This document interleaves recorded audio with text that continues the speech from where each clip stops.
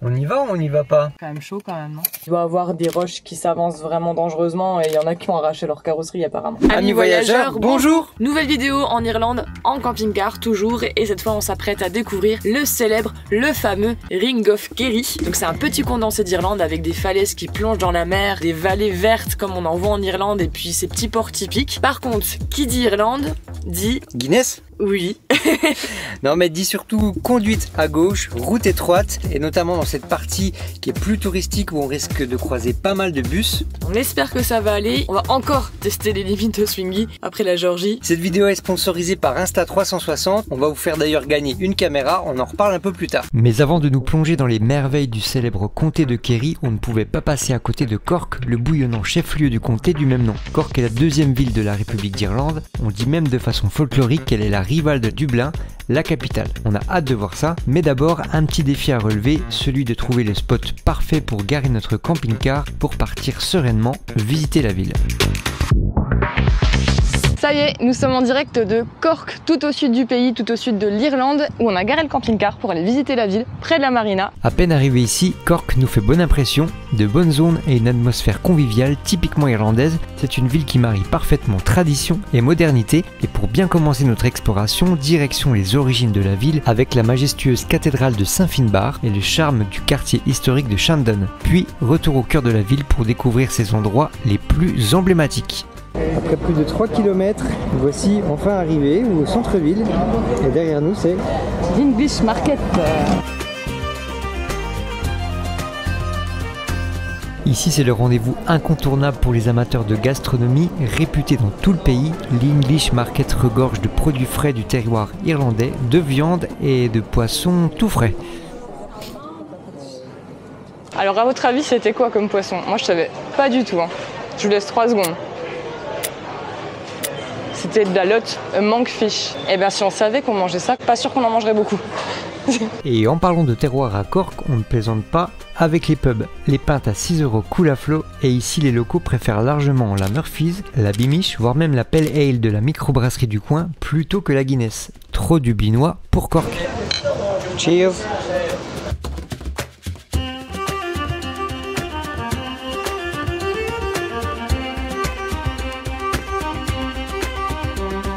Ça sent les habitués là. Ouais, c'est vrai, les pubs en Irlande c'est un peu une institution. Tout le monde à partir de 18h, 19h se retrouve au pub. Et c'est vraiment intergénérationnel, c'est chouette.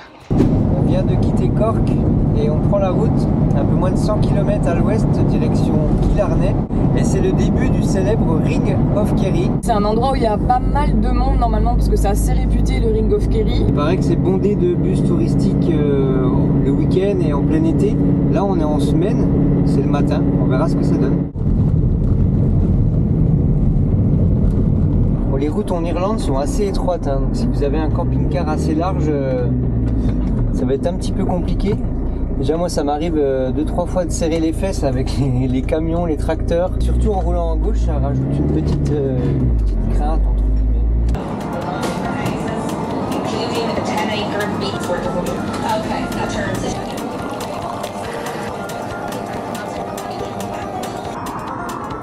Regarde, je me permets. C'est un thé. Ils savent pas du tout faire les Americanos, mais vraiment pas du tout. Au début tu te dis mais c'est la machine en train de vidanger, c'est pas possible. Non, non. Ça fait un truc un peu, un jus de singe en fait, on appelle ça. La goutte. Enfin, on a vu ça va être pas bon. Non, pas d'a priori.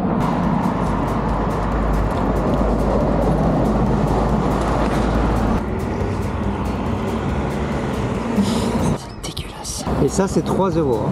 Il y a plus de café dans la Guinness.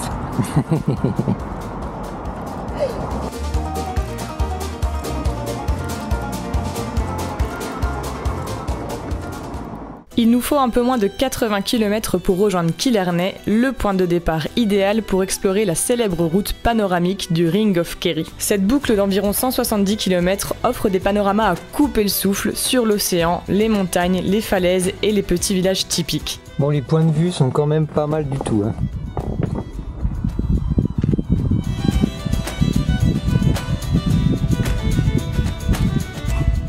Moi je veux habiter ici. Ils vivent au paradis, hein, vraiment.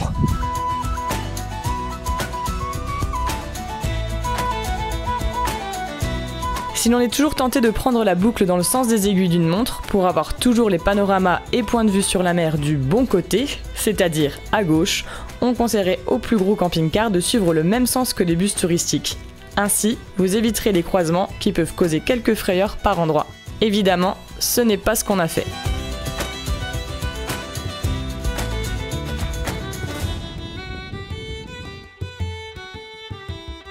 Bon bah voilà, c'est parti, ça commence fort. Sur les traces du Ring of Kerry, qu'on n'avait pas eu le temps de faire quand on était venu la première fois en Irlande. C'était une partie qu'on savait qu'il était plus facile de faire par la suite. Pour les premiers pas, c'est déjà assez incroyable avec les lochs, les montagnes qui surplombent, puis cette ambiance. C'est toujours hyper difficile de rendre en vrai ce que ça donne. C'est tellement immense et prenant. Je peux vous assurer qu'au milieu de ça, on se sent bien insignifiant. Ce qui est toujours incroyable en Irlande, c'est que les paysages changent très rapidement, d'une seconde à l'autre, avec la brume là qu'il y a au fond, le soleil, les nuages, tout ça, ça crée des ambiances vraiment très différentes à chaque fois. Et vous pouvez revenir 2 minutes plus tard et avoir un paysage totalement différent. Ça, c'est vraiment toujours impressionnant.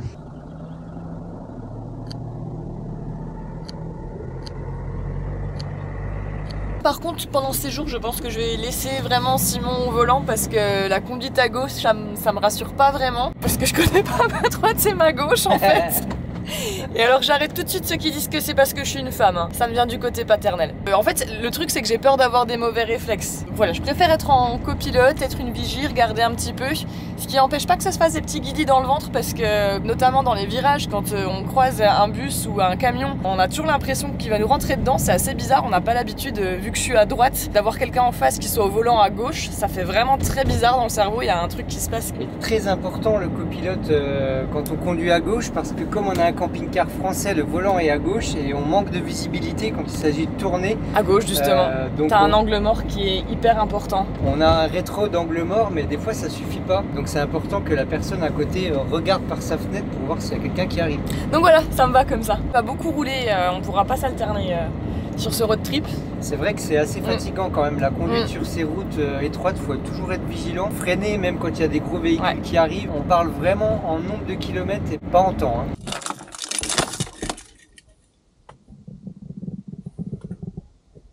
Pas mal ce petit pique-nique.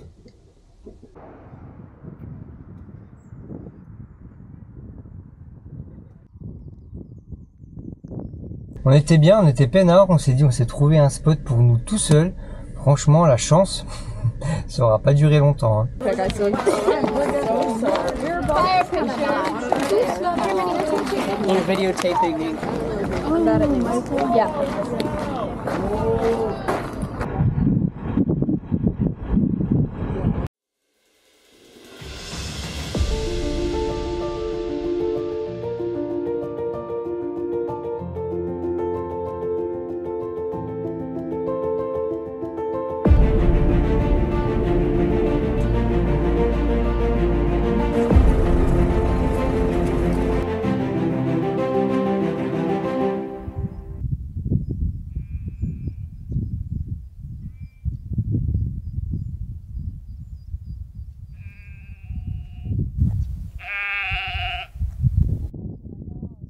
Alors on pensait vraiment en abordant le Ring of Kerry qu'il y aurait pas mal de monde parce que c'est un endroit qui est assez réputé.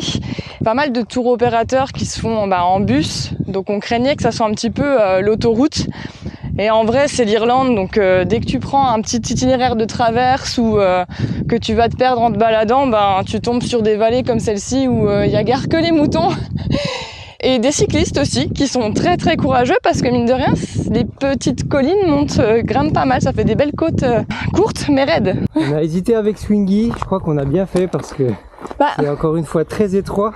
On pourrait quand même, hein, mais... On pourrait, mais encore une fois, il faut venir en camping-car, mais pas avoir un camping-car très large, sinon c'est compliqué.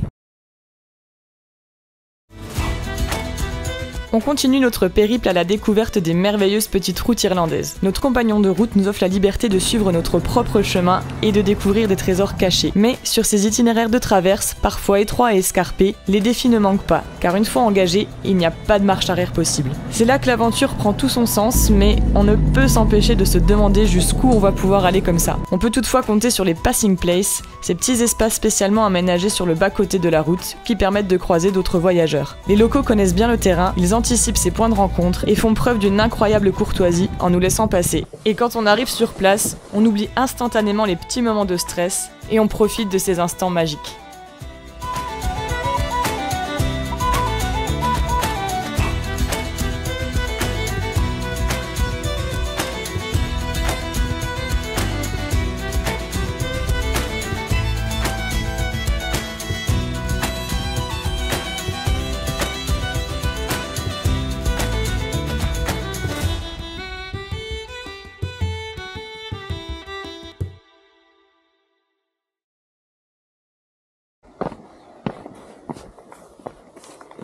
On était en train de repartir. Oh, j'ai vu quelque chose qui plongeait. Oh, ah Simon. Sacré bestiau.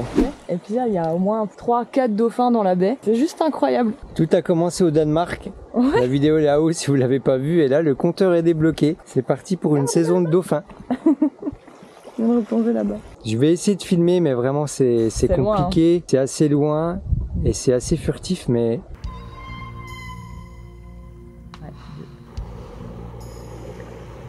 Ils sont synchro. Là ils sont synchro. Il y en a 3, il y en a un là aussi, ouais. À droite. Des fois on croit que c'est des vagues, ça peut être des oiseaux aussi. En tout cas si vous voulez voir des dauphins, il faut toujours que l'océan ou on va dire les pleines mers soient quand même pas très loin et qu'il y ait des baies comme ça où les eaux sont un peu plus calmes. Donc c'est à la fois du calme et des eaux poissonneuses. En tout cas c'est toujours impressionnant. Tu t'attends à voir, quand tu dis dauphin, à voir des dauphins, à voir vraiment leur tête, mais en fait tu la vois rarement. Après il y a beaucoup de fantasmes aussi quand vous allez faire des safaris ou tout ça. Enfin on voit toujours les images avec les dauphins qui sautent. Alors ça arrive, hein, peut-être pour manger justement, pour choper du poisson, mais là ça fait 30 minutes qu'on y est, bah, on n'a jamais vu la tête, ça va trop vite. Pourtant en jumelle on voit bien, mais c'est trop beau. Bof. Peut mieux faire. On a 2 îles au fond qui nous tentent bien. On s'est un petit peu renseigné. On a vu que c'était possible peut-être d'y accéder en demandant à des pêcheurs. Donc on va aller voir si c'est possible. Alors avant de passer à la suite de cette vidéo et notamment de parler de l'aspect pratique du voyage en camping-car en Irlande, je prends une minute pour vous parler du sponsor de cette vidéo qui est Insta360 avec laquelle on filme cette aventure pour le côté plus immersif. D'ailleurs, cette caméra, on va vous la faire gagner. On vous explique comment. Pour ceux qui sont à la recherche d'une caméra discrète et peu encombrante pour filmer leur voyage, l'Insta360 X3 peut vous intéresser. Souvenez-vous, nous l'avions utilisé lors de notre road trip au Danemark pour vous partager, entre autres, notre descente en rappel du Lyngvingfar. Grâce à ces accessoires, nous avions pu l'accrocher à notre sac et ne pas nous soucier du cadrage puisqu'elle peut filmer à 360 degrés. Ici, en Irlande, on l'utilise régulièrement avec sa perche à selfie invisible ou son trépied pour vlogger facilement. Bien sûr, elle ne remplace pas tout notre matériel photo et vidéo habituel, mais c'est une bonne alternative quand on ne veut pas trop s'encombrer. Pour vous la faire découvrir, on met en place un concours par tirage au sort. Tentez de gagner un pack caméra Insta360 X3 en cliquant sur le lien qui est dans la description juste en dessous de cette vidéo. Bonne chance!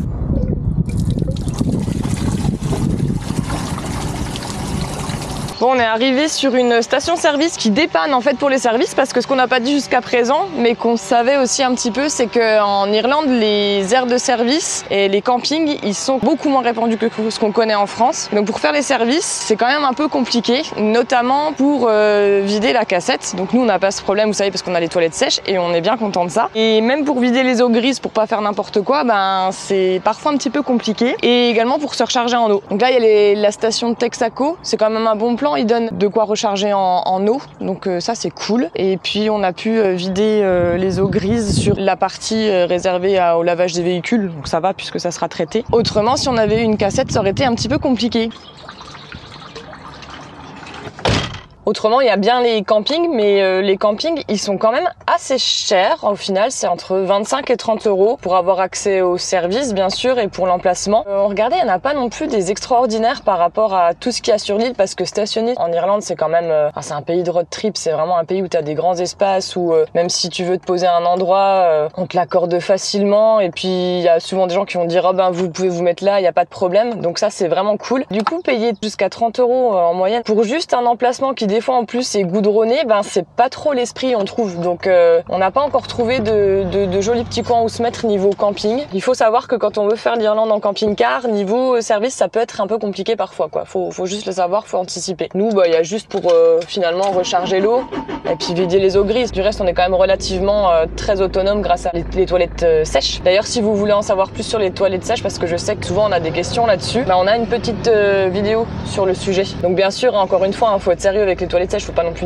faire n'importe quoi, on leur précise toujours, mais c'est vrai que c'est quand même très pratique et pour nous encore une fois beaucoup plus respectueux de l'environnement. Bon là c'est ok pour les eaux grises, je vais voir si l'eau ça fonctionne.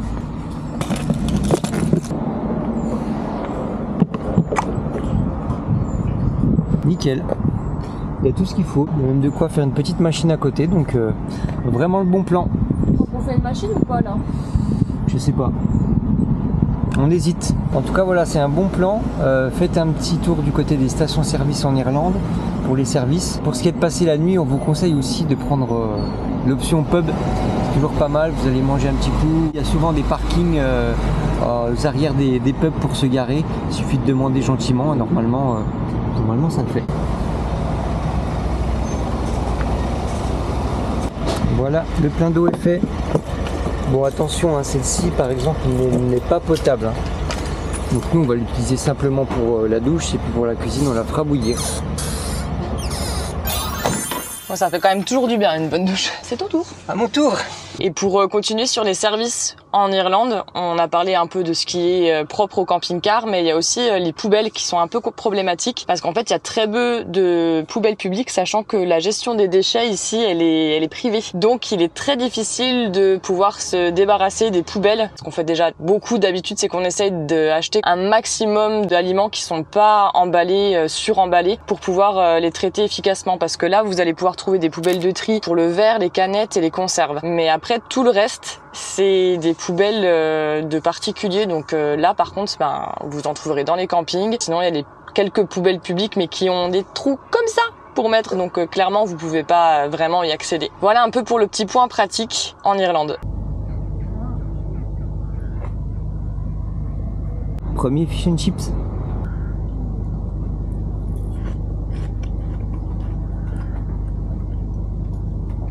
C'est gras, mais c'est bon.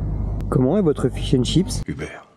J'ai toujours la même opinion, hein. Je trouve ça dommage de frire un poisson frais, mais faut avouer que c'est pas mal de temps en temps. Mais il jure que par ça ici, hein. Il y en a partout. C'est bon. Et avec une bonne Guinness. Santé les péripotes. C'est un échec. T'avais déjà dit qu'on essayait d'aller sur les îles. Près, là, je crois. C'était l'objectif du jour, mais la mission a failli. Alors des fois on est un peu naïf, faut pas croire. Ouais. Nous on s'est dit ils sont beaux ces rochers et tout, puis on nous avait dit vous pouvez y aller avec des bateaux de pêcheurs et Ils tout. sont pas très connus. Ils sont juste passés dans Star Wars. Ils sont juste passés dans le dernier Star Wars quoi. C'est la fameuse scène, vous savez, où Rey elle va rejoindre Luke Skywalker. Donc c'est là, on le savait pas que c'était ici. Donc autant dire qu'il fallait réserver son bateau au moins une semaine à l'avance. Il y a du monde, il y a de l'engouement autour de ça forcément. Les places sont chères. Ouais, c'est 120 € pour aller sur l'île. Pouvoir découvrir l'île, ça aurait été vraiment incroyable parce que ça a l'air dingue. C'est gigantesque et puis hyper prenant, mais c'est pas le seul endroit en Irlande qui est comme ça. C'est raté, mais en même temps on sait que en allant plus haut, il y a toujours des îles. On avait fait les îles d'Aran, nous en 2016, qui étaient vraiment géniales pour autre chose que c'est beaucoup plus plat. Mais voilà, je suis sûre qu'on va rebondir. En attendant, on va aller voir les cliffs du Kerry. Donc abonnez-vous et vous verrez dans la prochaine vidéo si on arrive ou non à aller accoster sur une île plus au nord de l'Irlande. En tout cas, depuis, je me suis lavé les cheveux parce que j'avais les cheveux aussi gras qu'un fish and chips. Et c'est dur, hein. J'avais conseillé à Pauline de mettre un petit peu de citron dessus.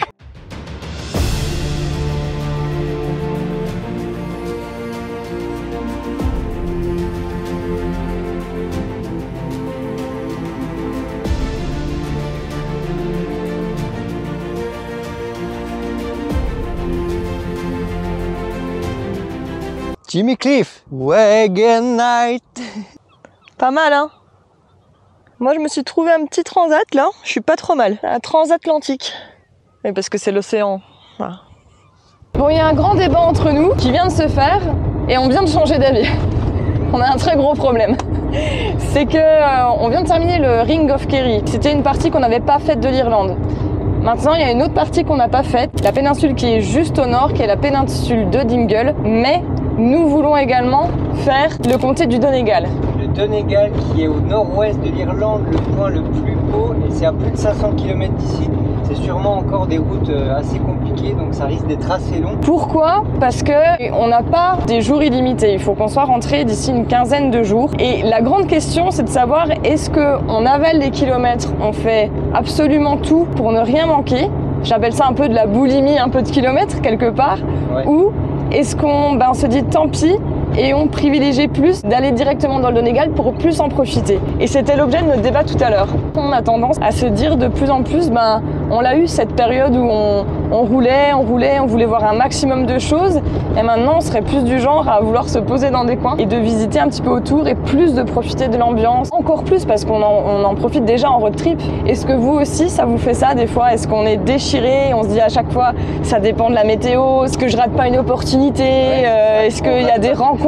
Et tu l'as dit, c'est beau partout, donc où est-ce qu'on va quand c'est beau partout? Et peut-être au nord parce que c'est peut-être encore plus beau, on verra ça. Au final, dans nos débats philosophiques de il y a 5 minutes. Autour d'une Guinness, bien sûr. Autour d'une Guinness. T'as pris une Guinness 0 parce que tu conduisais. Bah oui. Nous avons décidé de ne pas faire la péninsule de Dingle. Et il n'y a pas plus de 30 secondes, Simon me dit, en même temps, c'est que 60 km pour aller à la pointe. Il fait nuit à 22h30. Qu'est-ce qu'on fait? Eh ben on y est. Prendre des décisions, c'est quelque chose de difficile, même en road trip. On a choisi la boulimie et on verra si on a bien fait.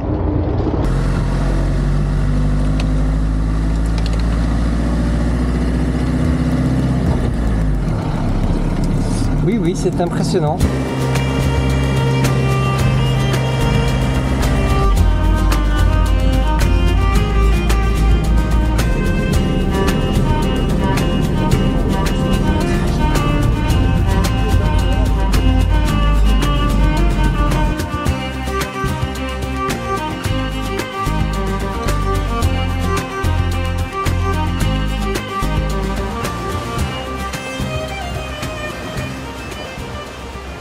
Bon, on aura quand même eu notre décor de Star Wars, rien que pour nous. Bon, de toute façon, l'Irlande est un décor de Star Wars en même temps, je crois.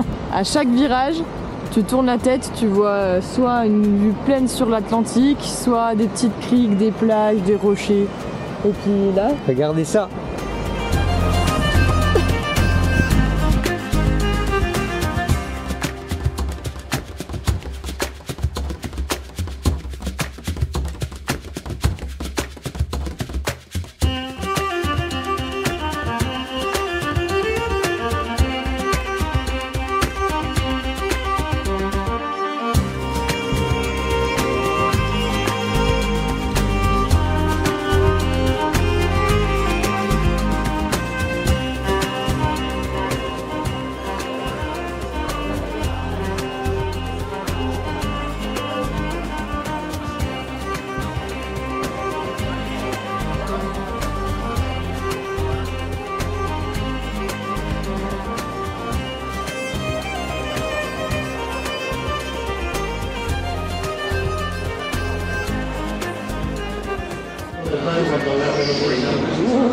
Bienvenue à Dingle. Dingle Bay, Dingle Bay. On mange de la salade de crabe et de la salade de crevettes. Ça a l'air très frais, ça a l'air très bon. Franchement, l'assiette elle est trop belle, j'ose même pas la toucher.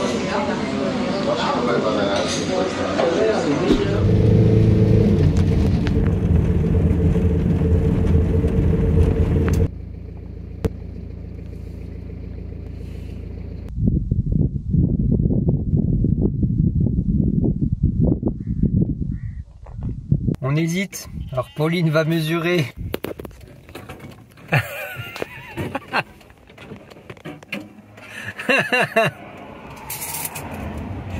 Je crois qu'avec les retrous, on fait quand même 2,20. 2,20 avec les retrous. Oh non, ça va pas le faire. On y va ou on n'y va pas? On fait un 80 de porteur et puis avec ça on fait un 90 quoi. La cellule elle fait un 90. Il y a une marge, non? Bah il y a une marge théoriquement de 20 cm je crois de mémoire. Mais quand même chaud quand même, non? Attends, je vais me renseigner sur Google. Moi je tenterai.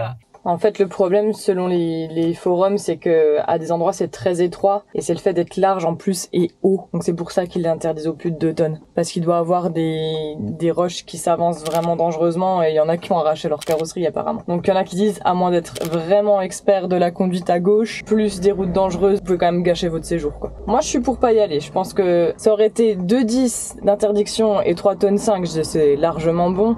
Mais là 2 tonnes, on fait quand même 2 tonnes 8, on fait 2,20 avec les rétro, c'est interdit au 1,8 m de large. Non. Non, là c'est la voix de la sagesse qui parle, je pense que non. Elle a raison, la voix de la raison. Non, je pense que c'est pas bon. C'est plus que c'était les péripéties. Non, mais là non. C'est comme si on te disait que ça allait s'enfoncer et que tu y allais quand même. Non. Si on veut sortir cette vidéo, il faut renoncer. Non, ça peut être... Non, ça peut être dangereux là. Là ouais. Très dangereux. Je pense. Nouveau décor pour un nouveau comté en Irlande, mais ça c'est pour la suite de nos aventures. Oui, et pour voir ou revoir le début de nos aventures en Irlande ou la suite, eh bien, cliquez juste ici. À bon voyageur. Salut.